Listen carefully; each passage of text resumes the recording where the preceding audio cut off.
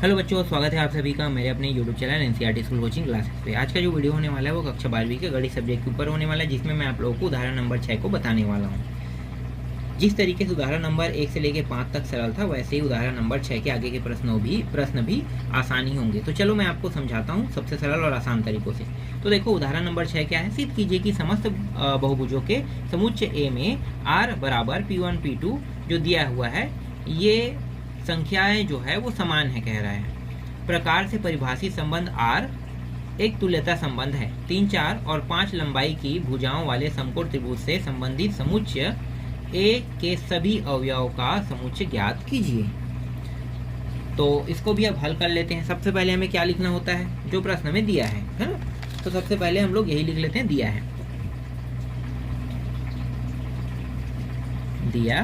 है। क्या दिया है भाई, जो R है ना, संबंध जो प्रदर्शित कर रहा है R, यही दिया हुआ है। ठीक है, तो R बराबर P1 P2 P1 तथा P2 की भुजाओं की संख्या समान है।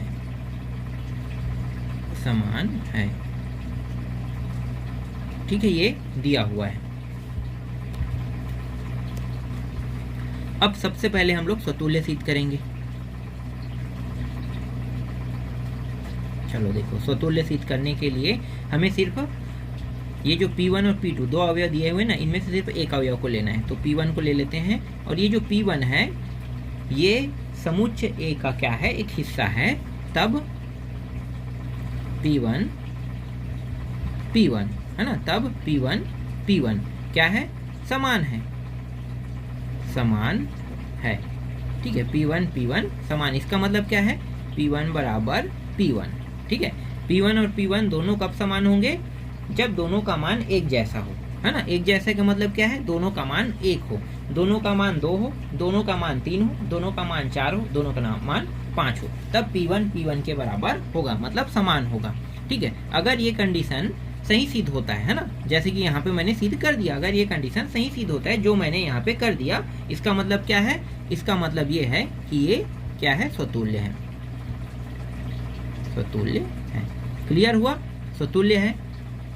ठीक है, दूसरा देखो, सम्मित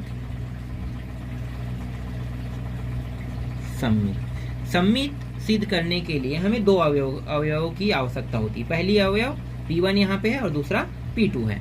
तो हम लोग यहाँ पे P1 और P2 को ले लेते हैं। P1 और P2 दोनों समुच्चय A का क्या है, एक हिस्सा है। तब P1 P2 ठीक है, संबंध स्थापित कर रहा है ना। P1 P2 संबंध स्थापित कर रहा है, किस तरीके से, P1 बराबर P2 को प्रदर्शित करके, है ना। P1 बराबर P2 को प्रदर्शित करके, मतलब ये क्या है, ये समान है। अगर मैं इसको उल्टा कर दूं, P2 को P1 के साइड कर दूं और P1 को P2 के साइड कर दूं, तब भी ये क्या समान होंगे ना। तो यहाँ भी ये क्या हो रहा है, समान ही प्रदर्शित हो रहा है।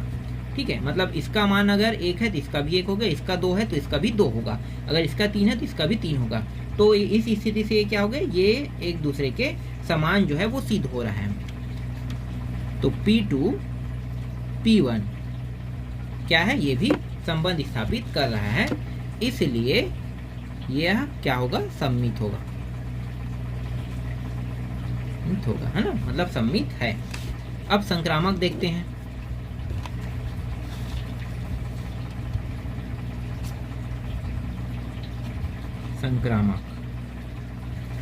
संक्रामक के लिए हमें 3 अवयव की आवश्यकता होती है। एक तो हो गया P1, एक तो हो गया P2, एक और अवयव हम लोग यहाँ पे ले लेंगे P3। अब इन तीनों अवयवों को समुच्चय A का हम हिस्सा बताएंगे, है ना। तीनों अवयवों को समुच्चय A का हिस्सा बताएंगे, जिसमें P1 और P2 को पहले लेंगे। तो P1 P2 ठीक है, संबंध स्थापित कर रहा है। P1 P2 संबंध स्थापित कर रहा है, और P2 P3 के साथ संबंध स्थापित कर रहा है। P2 P3 के साथ भी ये भी संबंध स्थापित कर रहे हैं। इसका मतलब क्या है, इसका मतलब ये हुआ कि ये जो P1 P2 दोनों संबंध स्थापित कर रहा है, तो P2 P3 का भी P2 P3 के साथ भी संबंध स्थापित करेंगे। मतलब इसका मान 1 है तो इसका भी मान 1 होगा, इसका 1 है तो इसका भी 1 होगा, है ना, यही तो होगा ना, तभी तो एक दूसरे का संबंध स्थापित कर पाएगा। ठीक है, समझ में आ गया। तो यहाँ पे लिखो P1 बराबर P2 क्या है, समान है, और P2 बराबर P3 भी क्या है, समान है। अगर दोनों समान है और दोनों को अगर जोड़ दिया जाए, दोनों समान है, अगर P1 P2 P3 P2 P3 अगर इन सभी को चलो जोड़ेंगे नहीं, यहाँ पे समान बता दिया ना, ये सब एक दूसरे के समान है। मतलब इसका अगर 1 है तो इसका भी 1 हो गया, इसका 1 है, देखो इसका 1 है तो इसका भी 1 है ना, दोनों के 1 हो गया। अगर यहाँ पे कितना आ रहा है, P2 का मान अगर मैं 1 रख रहा हूँ, P3 का मान भी 1 होगा, है ना। इस तरीके से सभी मान क्या हो गए, 1-1 के बराबर हो रहा है। तो 1-1 के यहाँ पे ये जो बराबर हो रहा है, तो मैं अगर इसको ऐसा कर दूँ P3 और P1, या फिर P1 या P3, P1 या P3 ऐसा कर दूँ, तो भी क्या होगा, समान ही तो होगा ना। तो इसलिए ये क्या है, ये संक्रामक संबंध है, इसलिए संक्रामक संबंध है। ठीक है, छोटे से वाक्य में मैंने इस प्रश्न को पूरी तरीके से आप लोगों के लिए हल कर दिया। ठीक है, ये समझ में आ गया। अब यहाँ पे समकोण त्रिभुज वाला एक शब्द है जिसका जिक्र हुआ है ना, इसके लिए भी देख लेते हैं। ऐसे इतना इम्पोर्टेंट नहीं होता है, लेकिन यहाँ तक के लिए मैंने अभी कोई हल नहीं किया है ना, इसलिए इसको भी देख लेते हैं।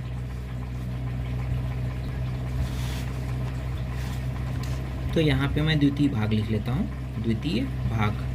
ठीक है, द्वितीय भाग जिसमें जो समुच्चय ए है ना, ये जो समुच्चय है, ये जो समुच्चय ए जो है ये त्रिभुज भी है। ठीक है, त्रिभुज, चतुर्भुज, षष्ठभुज,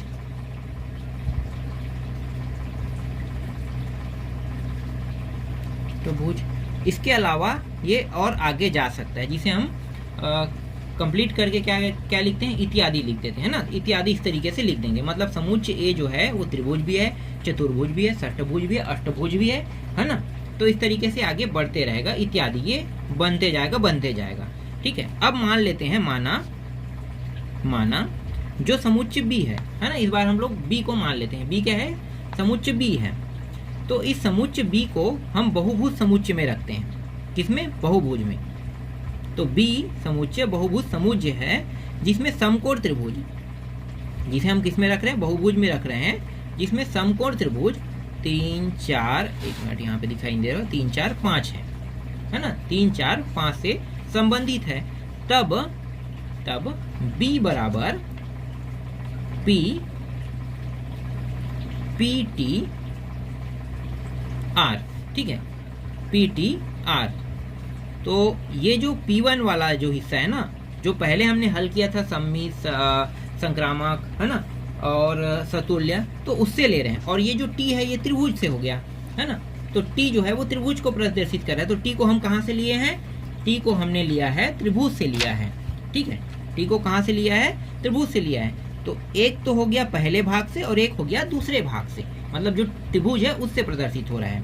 और दोनों संबंधित है, तो दोनों संबंधित है तो तीन भुजाओं का क्या होगा, बहुभुज होगा, है ना। दोनों संबंधित है जहां P 3 भुजाओं का बहुभुज होगा।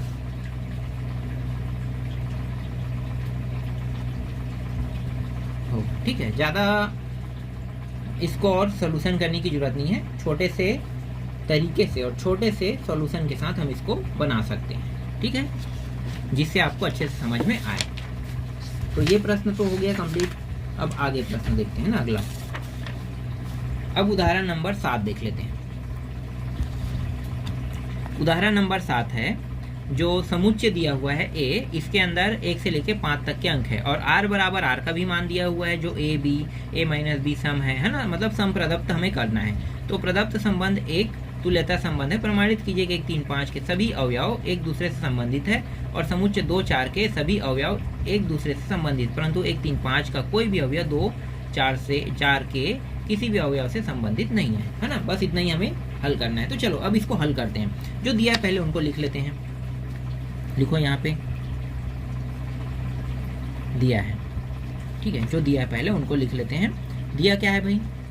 समुच्चय दिया हुआ है। समुच्चय सीधा 1 2 3 4 और 5 तक की, ये पहले लिख लेते हैं, है ना। और क्या दिया हुआ है? ये परिभाषित है ना। अब आर दिया हुआ है, आर भी दिया हुआ है तो उसको भी लिख लेते हैं। ए बी ये दोनों दिया हुआ है। फिर a माइनस बी बार के अंदर, जो क्या है? सम है कह रहा है, ठीक है। इस तरीके से इसको भी लिख लेते हैं। सबसे पहले क्या सिद्ध करेंगे? स्वतुल्य, तुल्य, ठीक है। स्वतुल्य सिद्ध करने वाले हैं। स्वतुल्य सिद्ध करने के लिए हमें यहाँ पे देखो अवयव ए को देखना है, मतलब ए अवयव को लेना है इस तरीके से, है ना। अवयव ए लिए तब अब क्या करेंगे? इसको ले लेंगे। तो ए और ये बी जो है ये भी क्या अपने आप से संबंधित रहता है, मतलब ए अवयव ए। अगर ये दोनों घटेगा तो कितना आएगा? 0। अगर कोई 0 प्राप्त हो रहा है इसका मतलब क्या है? ये सम है, जो कि सम है। समझ में आ गया? 0 अगर प्राप्त हो रहा है इसका मतलब क्या है?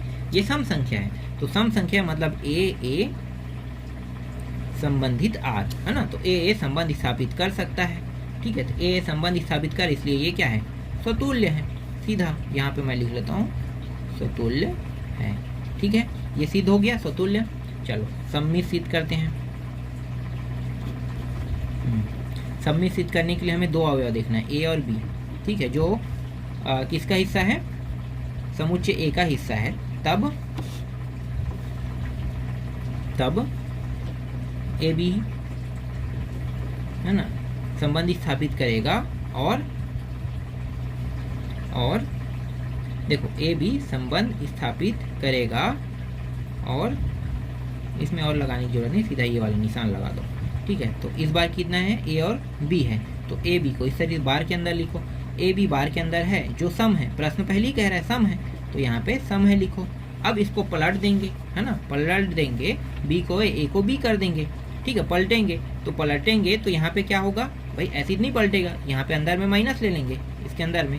फिर अब बी देखो ये क्या होगा? बी और फिर माइनस ए और फिर ये इस तरीके से ये हो जाएगा, ठीक है। इसका मतलब क्या है? अगर मैं माइनस को अंदर करूँ तो मुझे इस तरीके का मान वापस मुझे प्राप्त होगा, है ना। तो सेम प्राप्त होगा, मतलब ये भी क्या हो गया? सम है, ठीक है। ये भी क्या हो रहा है? सम हो रहा है। इसका मतलब ये हो रहा है, और ये माइनस को अगर मैं बाहर निकालूं तो ये प्लस में प्राप्त होगा, मतलब बी माइनस ए ही आएगा इस तरीके से। तो ये भी तो सम ही है ना, ये भी क्या? सम ही है। इसलिए बी और ए क्या है? सम्मित है, सम्मित है ना। मतलब ये प्रूफ कर रहे हैं। अब संक्रामक देखो,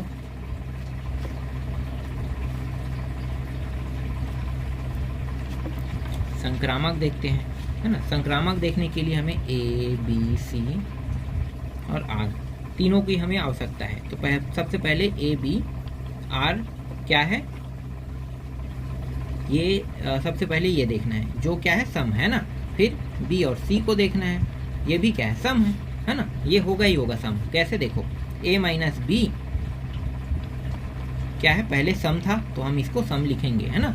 और अगर हम इसके जगह में ये वाला पुटअप करें तो भी ये सम हो रहा है, तो मतलब ये भी क्या है? सम है, ठीक है। इसको भी हमने सम लिख दिया, ठीक, ये भी सम हो गया।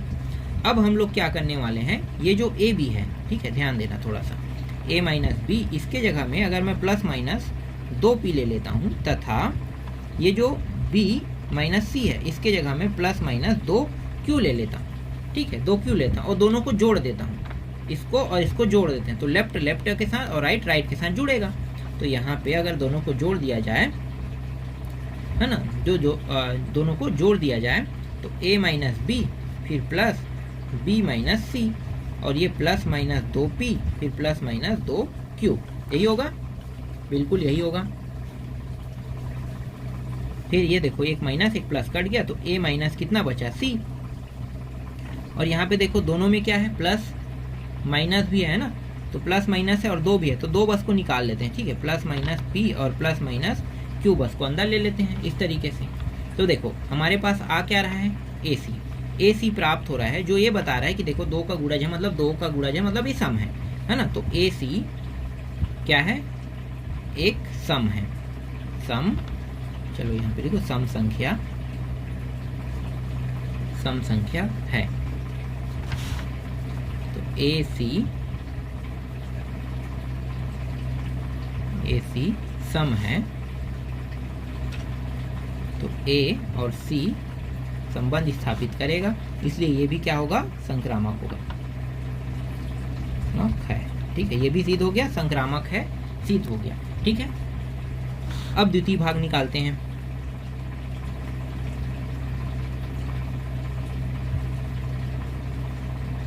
द्वितीय भाग, ठीक है, द्वितीय भाग निकाल लेते हैं। द्वितीय भाग में क्या क्या निकालना है हमें, जो 1 3 5 है ना, 1 3 5 है और 2 4 जो है वो एक दूसरे से संबंध स्थापित करते हैं, लेकिन 1 3 5 का कोई भी अवयव 2 4 को किसी भी मतलब किसी अवयव के साथ संबंधित नहीं है, कह रहा है। ठीक है, तो चलो जैसे ये कह रहा है वैसे ही करके देखते हैं क्या वाकई में ये जो कह रहा है वैसा हो पा रहा है या नहीं हो पा रहा है। ठीक है, तो यहाँ पे द्वितीय भाग में हम लोग समुच्चय ले लेते हैं, पहले समुच्चय को, जो 1 3 5 है ना, 1 3 5 इसको ले लेते हैं। अब इसको देखते हैं 1 3 5 में, तो पहले हम लोग ये दोनों को देखेंगे, 1 और 3। ठीक है, 1 3 को बार के अंदर रखो, अब घटाओ, तो देखो कोई भी संख्या अगर बार के अंदर हो ना, तो अगर इसे बाहर लाते हैं तो देखो ये क्या होगा, इन दोनों को घटाएंगे तो ये हो जाएगा 2 होगा, है ना, -2। अब माइनस है तो बार के अंदर से अगर ये बाहर आएगा तो सिर्फ 2 लिखा जाएगा, तो इस तरीके से ये 2 आ रहा है। ठीक है, तो ये दोनों को अगर हम घटाते हैं तो 2 आया, फिर सेम ऐसे ये भी होगा, है ना, तो इसको भी करते हैं 3 और 5 को, तो 3 5 को घटाएंगे सेम -2 आएगा, फिर बार के अंदर 2 करेंगे फिर ये भी 2 आएगा। ठीक है, ये हो रहा है। अब क्या करेंगे, इसको पलट देते हैं, है ना, जैसे 3 1 को करें, देखो अभी हमने 1 3 को किया तो 3 और 1 को करो ऐसे, तो क्या आएगा, ये 2 आएगा इस तरीके से, फिर 2 प्राप्त होगा ना। फिर 5 3 को करो, 5 और 3 पलट देते हैं संख्या को, तो भी ये 2 ही आएगा। ठीक है, इस तरीके से पलटने के बाद भी ये 2 आ रहा है।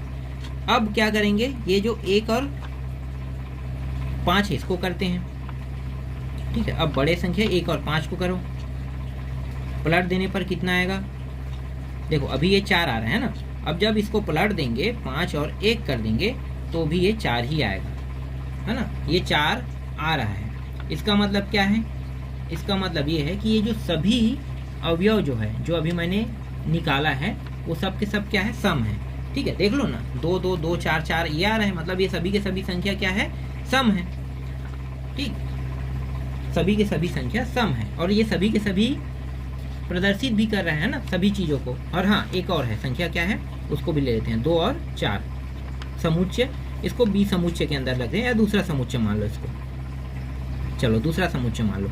तो 2 4 पहले करते हैं, देखो 2 और 4 इस तरीके से, तो कितना आएगा, घटाएंगे तो 2 ही आएगा। अब पलट दो, 4 - 2 करो तो भी घटाओ कितना आएगा, 2 आएगा, आ रहा है ना, तो भी ये सम ही साबित हो रहा है। ठीक है, तो जिस भी कंडीशन से अगर हम देखें वो हर एक कंडीशन से क्या सिद्ध कर रहा है, सम ही सिद्ध कर रहा है ना, सम। ठीक है, तो हर कंडीशन से अगर ये सम सिद्ध कर रहा है तो ये एक दूसरे से क्या है, संबंधित है। अब संबंधित है तो लेकिन संबंधित होने के बाद अगर हम इन दोनों अवयवों को, जो समुच्चय ए में अवयव है समुच्चय बी में अवयव, अगर उन दोनों को कंपेयर करके करें तो भी क्या ये सम साबित कर पाएगा अपने आप को। चलो अब देखते हैं, अभी तो हमने अलग अलग किया, एक एक समुच्चय के अवयव को स्वयं के समुच्चय के अवयव के साथ इसे संबंधित बताया था, लेकिन अगर हम दोनों समुच्चय के अवयव को अगर हम मिला देते हैं, ठीक है, मिला के अगर हम इसे लाना चाहे सम, तो क्या ये सम आ पाएगा। तो चलो ला के देखते हैं। तो इस बार मैं दोनों समुच्चय को लिख लेता हूँ,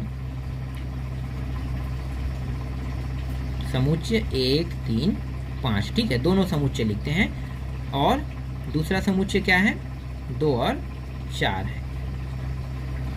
ठीक है, अब हमें क्या देखना है, जो पहला समुच्चय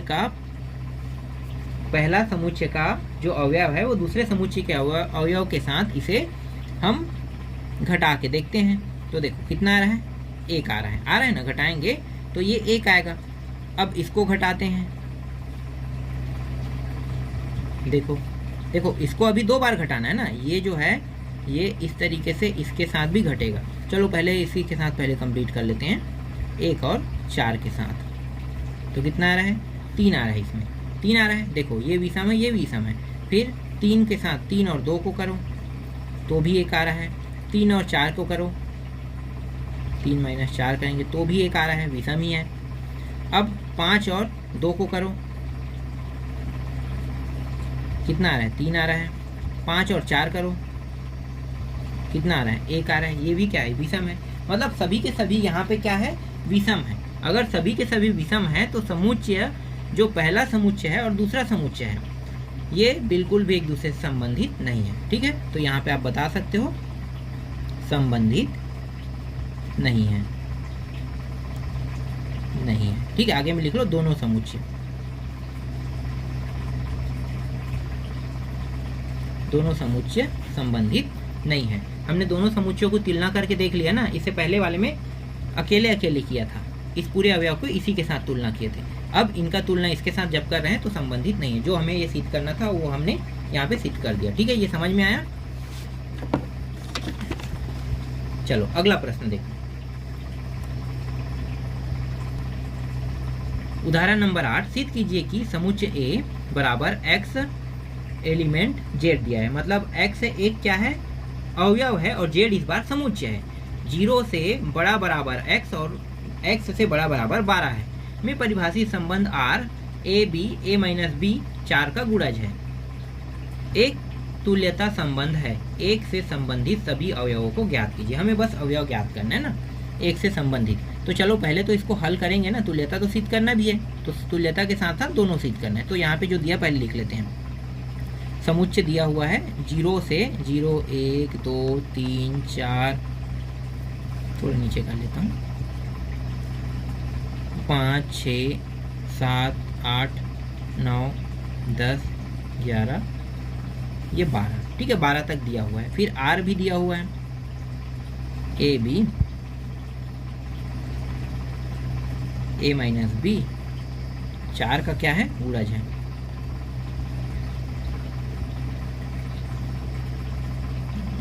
गुणज है ए बी इस तरीके से। ठीक है, जो दिया था उसको मैंने यहाँ पे पूरा लिख लिया। ठीक, अब सबसे पहले स्वतुल्य सिद्ध करते हैं। चलो फटाक से सिद्ध कर देते हैं, बहुत आसान है। ये रहा है ना, ये होना जरूरी है, ए का ए के साथ संबंधित होना चाहिए। मतलब यहाँ पे क्या है, ए माइनस बी के जगह में भी ए लिखो, और इसके बराबर कितना है, 0। जो ये बता रहा है कि ये गुणा कर रहा है, क्योंकि अगर कोई मान पूरी तरीके से कट जाता है और उसका शेषफल 0 आता है, यहाँ पे देखो क्या आ रहा है, 0 आ रहा है ना, 0 आ रहा है। इसका मतलब क्या है, ये 4 का गुणज है। ठीक है, इस स्थिति में ये 4 का गुणज होगा। अब ये 4 का गुणज है, मतलब क्या है, ए और ए क्या है, स्वतुल्य है। चलो ये हो गया सम्मित। सम्मित देखते हैं तो इस बार 2 अवयव रहेगा, ए बी, और ये समुच्चय है ना, तब ए बी एलिमेंट आर, तो ये हो जाएगा ए माइनस बी, ये बार के अंदर है, बार के अंदर है। ठीक, ए माइनस बी को क्या करेंगे, बार के अंदर ले लेंगे, और इसको 4 का गुणज बताएंगे, जैसे कि प्रश्न में कहा है गुणज है। अब इसको पलट देते हैं, तो बार के अंदर माइनस कोष्टक के अंदर बी माइनस ए। ठीक है, अगर ऐसा करेंगे तो भी ये 4 का गुणज रहेगा। ठीक है, 4 का गुणज ही रहेगा, ये भी 4 का गुणज है। देखो ना, ये जो माइनस अंदर जाने के बाद ये बी माइनस में हो जाएगा और माइनस में से प्लस हो जाएगा, मतलब इसी रूप को हमने परिवर्तित कर दिया है। अगर मैं इसको बार से बाहर निकाल दूँ, ठीक है, बार से बाहर निकाल दूँ किसको, माइनस को, तो माइनस को बाहर निकालने पर ये अपने आप प्लस हो जाता है। मतलब बार के अंदर जो भी मान हो, अगर वो बाहर आ जाता है तो प्लस रहता है, तो बचेगा क्या, बी माइनस ए बचेगा, इस तरीके से, है ना, बी माइनस ए। तो ये भी क्या होगा, 4 का गुणज होगा ना, क्या ये भी गुणज ही होगा, मतलब ये भी क्या हो गया, 4 का गुणज ही है। तो ये B minus A element are क्या है, सम्मित है। चलो ये भी सिद्ध हो गया। अब संक्रामक देखो, फटाक से इसको भी सिद्ध कर लेते हैं संक्रामक को। ये भी कोई बड़ा प्रश्न नहीं है, बहुत आसानी से हल होने वाला है ना। इसमें 3 एलिमेंट रहेंगे, 3 अवयव, सॉरी, ए बी सी और एलिमेंट ए, इस तरीके से। तो ये ए बी आर और बी सी आर, ठीक। इसको लिखो ए माइनस बी, ये बार के अंदर रहेगा, सॉरी, बी 4 का क्या है, गुणज है, गुणज है जैसे प्रश्न ने कहा था, है ना। और चलो और लिख लो, ज़्यादा अच्छा है, मैं इसको शॉर्ट में लिखने वाला था। तो ये बी माइनस सी लिखो इस तरीके से, यार ये छोटा कोटक नहीं है, बार है। 4 का ये भी क्या होगा, पूरा गुणज है, ठीक है। मैं बार बार वही चीज़ नहीं लिखूंगा, 4 का गुणज है। अगर मैं इसको a माइनस बी ले लेता हूँ जो प्लस माइनस 2p, ठीक है, तथा और इस b माइनस सी को अगर मैं ले लेता हूँ तो इसको भी अगर मैं कुछ लेता हूँ प्लस माइनस 2q ले लेता हूँ, और दोनों अगर धनात्मक है ना, धनात्मक पूर्णांक है, धनात्मक है मतलब ये कह सकते हैं पूर्णांक संख्या। समझो पूर्णांक क्या होता है, जो माइनस में भी होता है प्लस में होता है, दोनों पूर्णांक है। तो दोनों को जोड़ने पर तो a माइनस बी फिर b माइनस सी जोड़ दिए तो plus minus 2p plus minus 2q, ये दोनों कट गया, a माइनस सी और 2 को उभयनिष्ठ के रूप में निकाल दो तो ये p q, ठीक है। तो यहाँ पे ये जो AC है ये भी क्या होगा, AC भी 1 4 का गुणज है, गुणज है, ये सिद्ध हो रहा है ना। तो ये सिद्ध हो रहा है, इसका मतलब ये हो गया कि ये A और C और क्या है, संक्रामक है, ठीक है। ये भी क्या है, इस तरीके से संक्रामक सिद्ध होता है।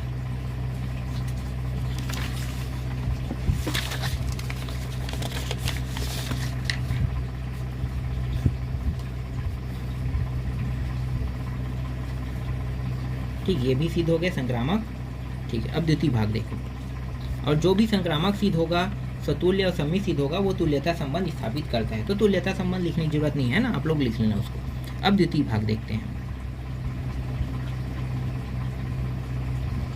द्वितीय भाग, अब एक से संबंधित बताना है, मतलब जो बी समुच्चय हम मानेंगे ना, यहाँ पे लिख लेते हैं, माना बी समुच्चय है ना, बी समुच्चय जो मान रहे हैं वो एक से क्या है, से संबंधित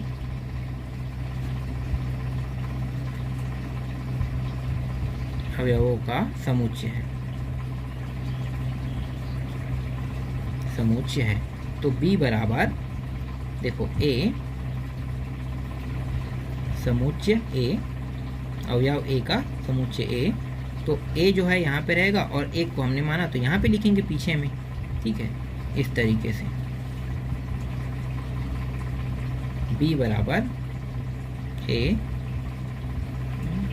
अब इसको इसमें इसके अंदर रख लेते हैं, 1 माइनस 1, 4 का क्या है, गुणज है, गुणज है, ठीक है, 4 का गुणज है। तो B बराबर A, अब ये जो A है ना, इसके जगह में मान रख लेते हैं। देखो अगर A के जगह में मैं 1 रखता हूँ, ठीक है, ध्यान देना, 1 रखता हूँ तो हल करने में कितना प्राप्त हो रहा है, 0 आ रहा है, ठीक है, 0 आ रहा है। इसका मतलब क्या है, 0 आने का मतलब ये है कि ये 4 से भाग जा सकता है, ठीक है। अब दूसरे कंडीशन में शेष कितना प्राप्त होना चाहिए, या तो 4 होना चाहिए, तभी ये कितने हो सकता है। अगर 4 प्राप्त हो रहा है इसका मतलब ये भी 4 से गुणा, 4 से गुणा नहीं, 4 से गुणज है, या 4 से भाग का गुणज यहाँ पे कह रहे हैं, इसका मतलब ये भाग से संबंधित बोल रहा है ना, तो 4 से गुणज है कह रहे हैं। तो चलो 4 से गुणा करके देखते हैं। तो अगर मैं A की जगह में 5 रख दूँ तो -1, तो कितना आएगा, 4 आ रहा है ना, मतलब ये हो रहा है। अब 6 को भी रखूंगा तो भी मुझे 4 नहीं प्राप्त होगा, या 5 6 7 है ना प्राप्त हो, लेकिन 8 नहीं प्राप्त होगा।